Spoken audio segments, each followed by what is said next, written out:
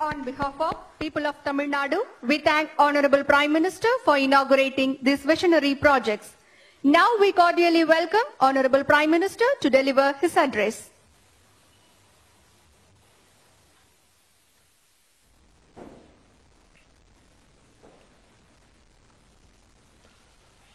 Governor of Tamil Nadu, Sri R.N. Ravi ji,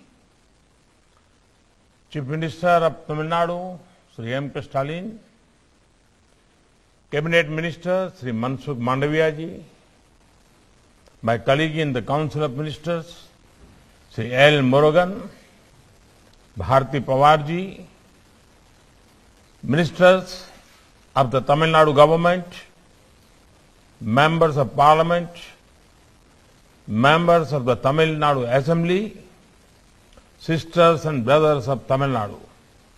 Vanakkam.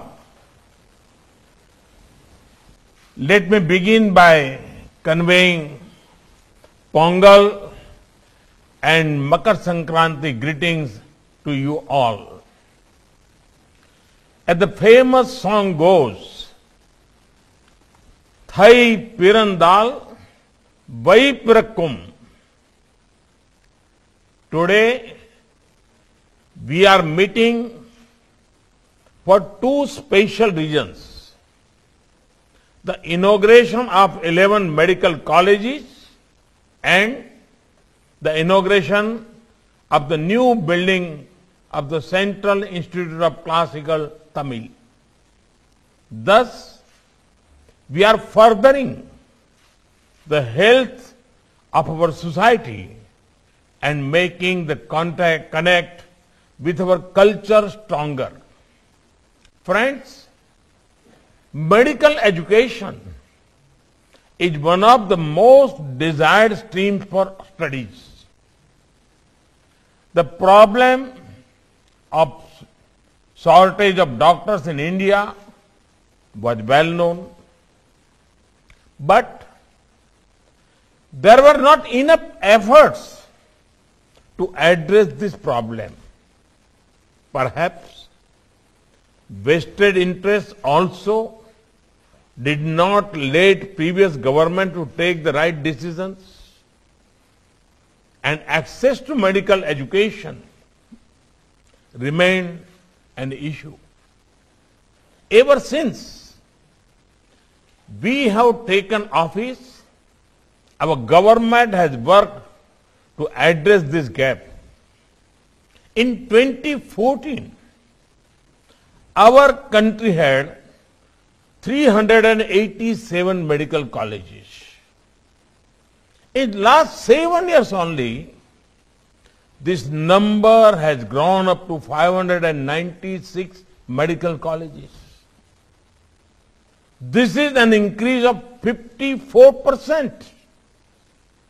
In 2014, our country had around 82,000 medical undergraduate and postgraduate seats. In last 7 years, this number has gone up to around 1,48,000 seats. This is an increase of about 80%. In 2014, there were only 7 AIIMS in the country. But after 2014, the number of AIIMS approved has increased to 22. At the same time, various reforms have been undertaken to make the medical education sector more transparent. Regulations for setting up medical colleges and hospitals have been liberalized without compromise on quality.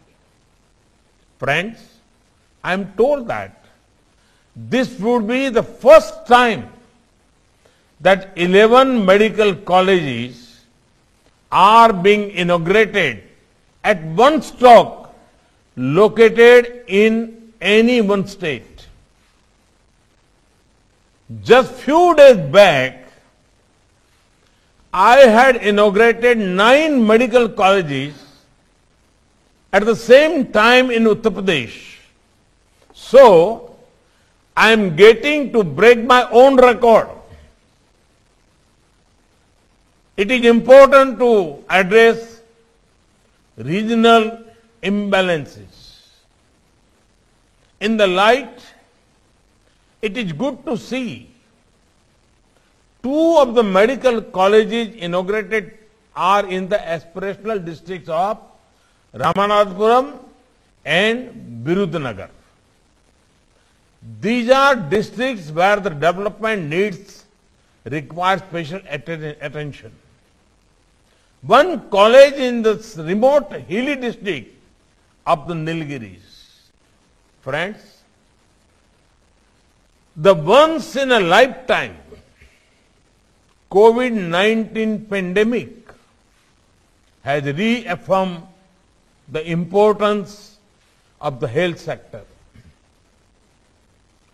The future will belong to societies which invest in healthcare. The government of India has brought many reforms in the sector. Thanks to Ayushman Bharat, the poor have access to top quality and affordable healthcare.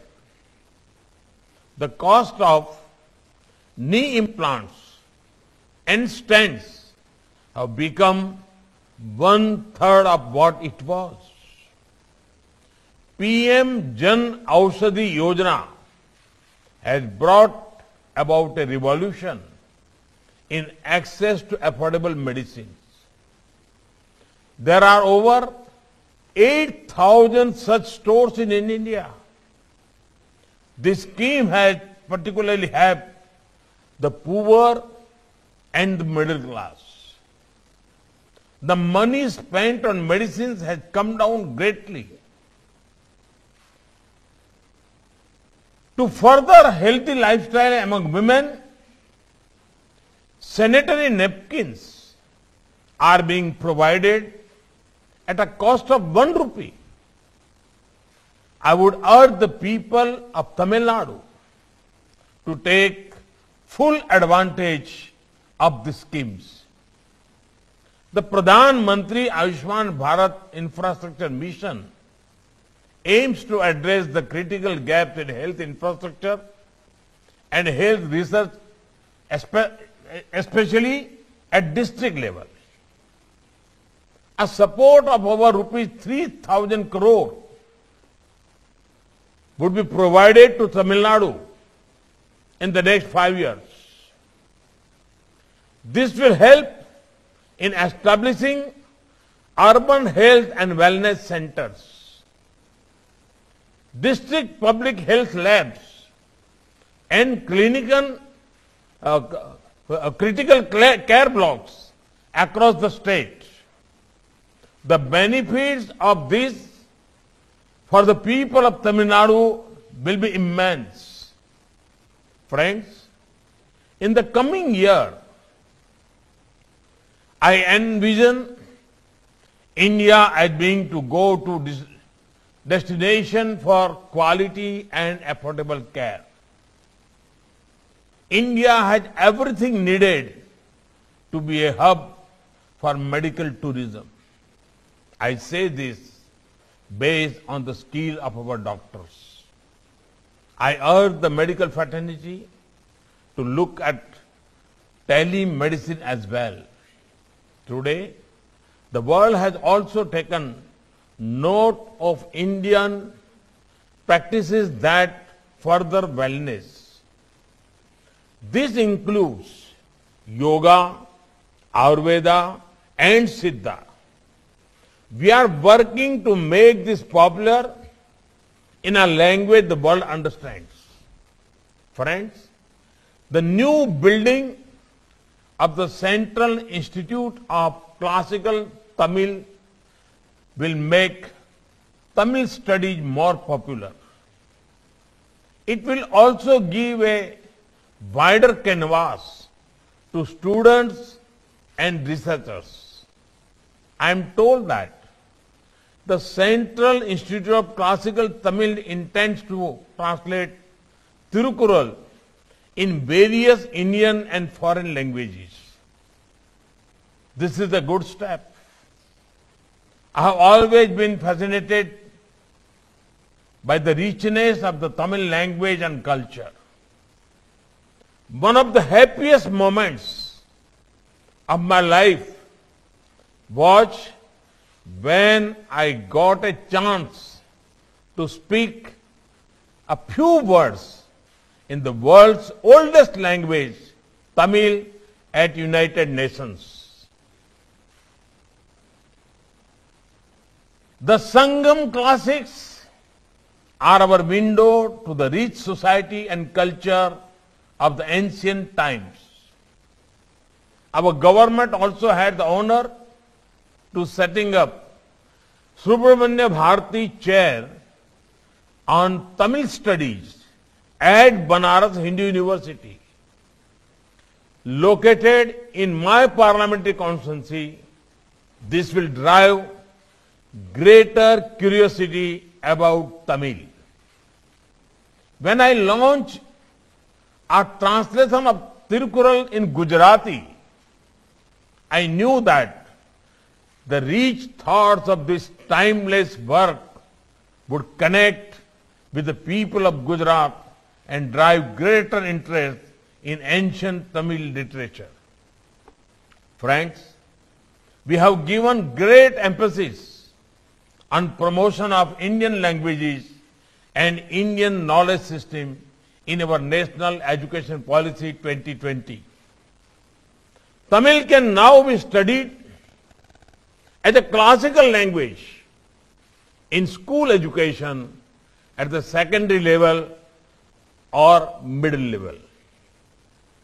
Tamil is one of the languages in the Bhasha Sangam where school students get familiar with 100 sentences in various Indian languages in audio videos. Largest e-content of Tamil has been digitized under the Bharatvani project. Friends, we are encouraging education in mother tongue and local languages at schools. Our government has also started making technical courses like engineering available to students in Indian languages.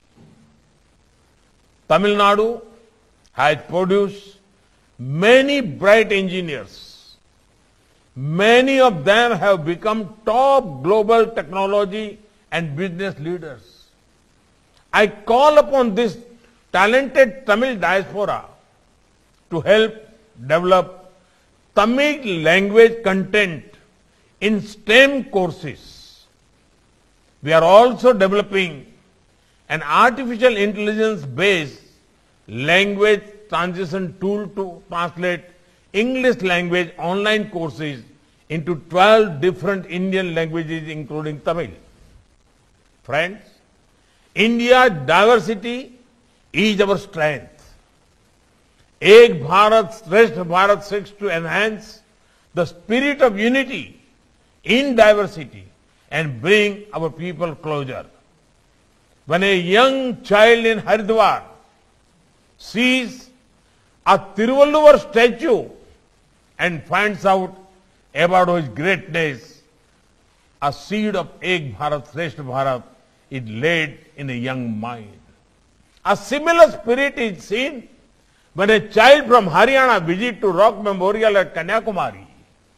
When children of Tamil Nadu or Kerala learn about Veer Bal Divas, they get connected with the life of message of the Sabjadas, the great sons of the soil who sacrificed their lives but never compromised on their ideals. Let us make effort to discover other cultures. I assure you that you will enjoy it. Friends, before I conclude, I would like to request you all to follow all COVID-19 related protocols, particularly mask discipline. India's vaccination drive is making remarkable progress. In the last few days, youngsters in the 15 to 18 category have begun to get their doses.